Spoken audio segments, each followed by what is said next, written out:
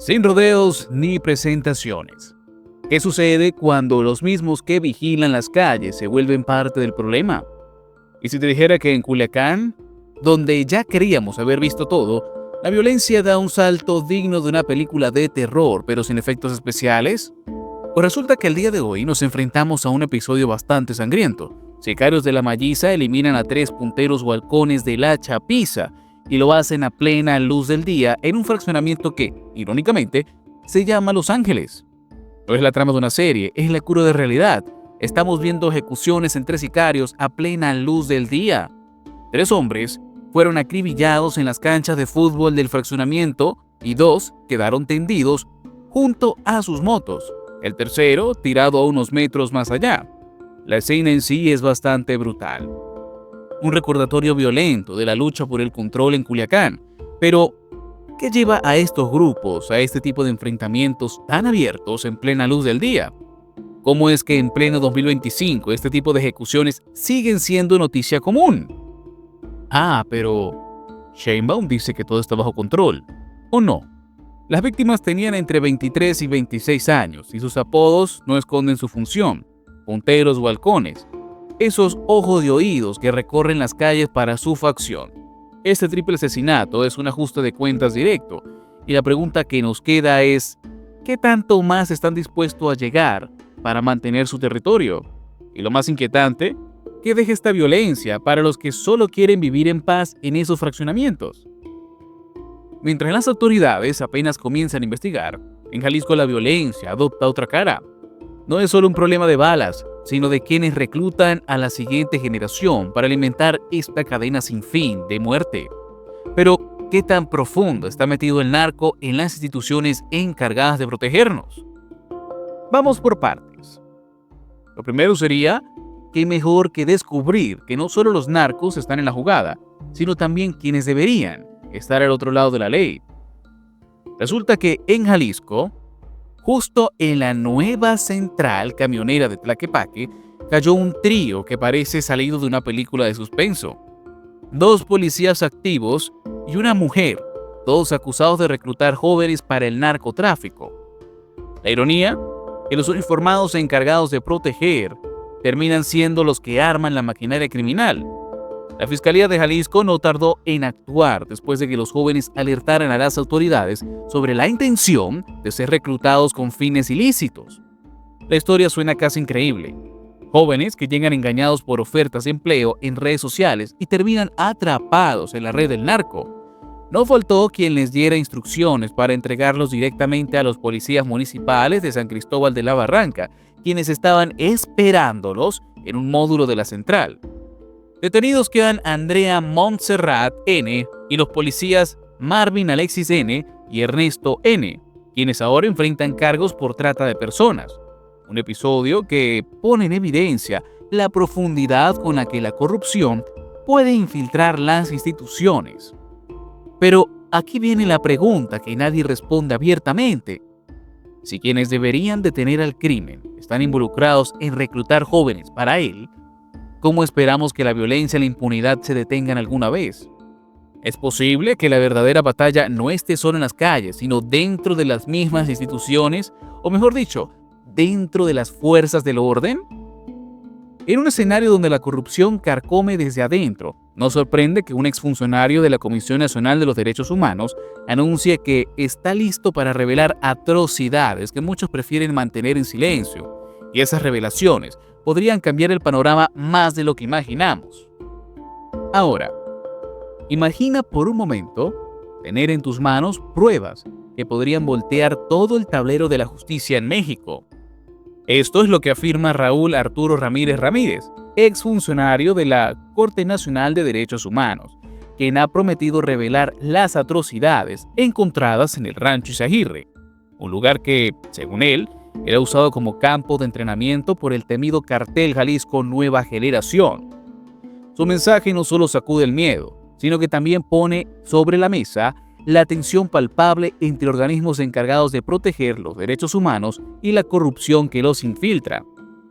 Lo curioso es que Ramírez Ramírez no está solo enfrentando denuncias internas y una investigación del órgano interno de control, sino que también responsabiliza directamente a figuras clave como el fiscal general Alejandro Hertz Manero y a la titular de la Fiscalía Especializada en Derechos Humanos, Sara Irene Herrerias Guerra, de cualquier daño que pudiera sufrir.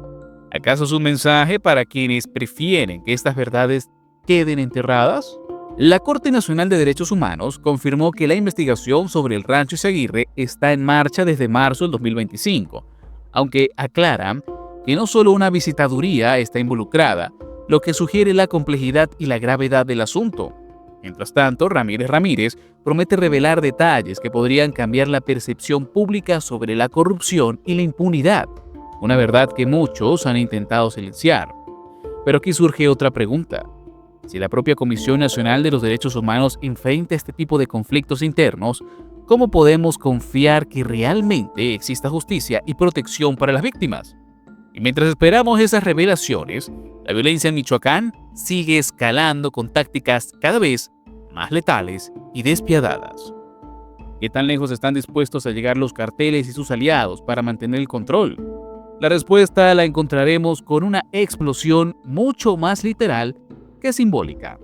Si pensabas que el nivel de violencia ya había tocado fondo, prepárate. En la frontera entre Michoacán y Jalisco, un vehículo blindado Sandcat de las Fuerzas Especiales Ferry del Ejército fue volado por una mina terrestre. Resultado: 6 soldados muertos y 2 más heridos. Una cifra que sin duda duele y que evidencia que la guerra entre el cartel Jalisco Nueva Generación y el cartel de los Reyes no tiene miramientos. El ataque ocurrió cerca del Santuario, municipio de Los Reyes, Michoacán, un punto clave en esta disputa territorial que parece no tener un final próximo.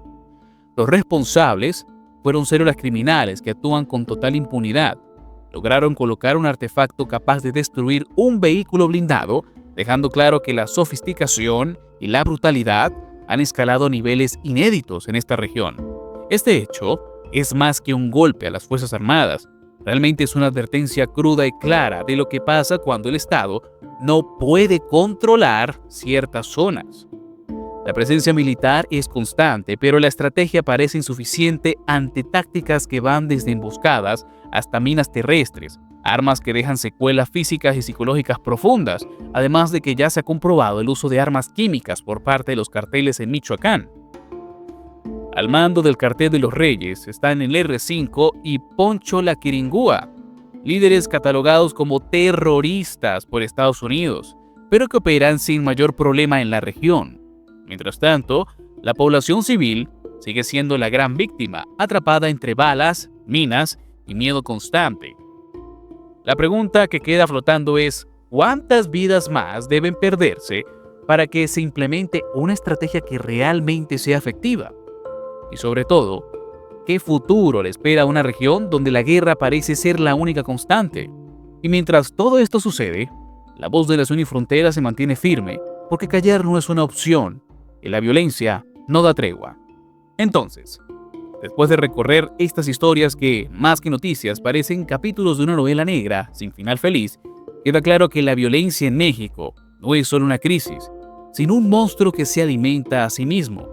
Desde las ejecuciones brutales en Culiacán en pleno día, pasando por la corrupción que infiltra a la policía en Jalisco, hasta las amenazas que brotan desde instituciones encargadas de defendernos. La realidad pinta un panorama bastante sombrío. Y eso, sin contar la guerra abierta en Michoacán, donde las minas y las balas parecen la única ley que realmente impera. La pregunta es bastante obvia, pero nadie quiere responder. ¿Qué se necesita para detener esta espiral? ¿Más fuerzas, mejores estrategias o tal vez un cambio profundo en el sistema? Mientras tanto, las víctimas, jóvenes, soldados, ciudadanos comunes, son las que pagan el precio más alto, atrapados en medio de intereses y poderes que parecen incontrolables. Y nosotros, como espectadores, ¿qué papel jugamos? ¿Es suficiente ser testigos o necesitamos exigir un verdadero cambio? El desafío está en la pregunta misma. La violencia es un ciclo, y mientras las piezas del tablero sigan moviéndose de la misma manera, la historia se repetirá. Pero en esta guerra invisible, donde las alianzas cambian y los enemigos se confunden, cada nueva revelación, cada ataque, cada ruptura, es un recordatorio brutal de que la paz no es un destino fácil ni garantizado. En Nación y Frontera seguiremos contando estas historias con la seriedad que merecen, porque detrás de cada noticia hay vidas que no podemos dejar pasar por alto. La pregunta final queda abierta: ¿hasta cuándo resistiremos esta tormenta? Si te interesa conocer más y estar al tanto de estos hechos, no olvides suscribirte y apoyar al canal con un like. Aquí no hay filtro, solo la verdad que muchos no quieren que escuches.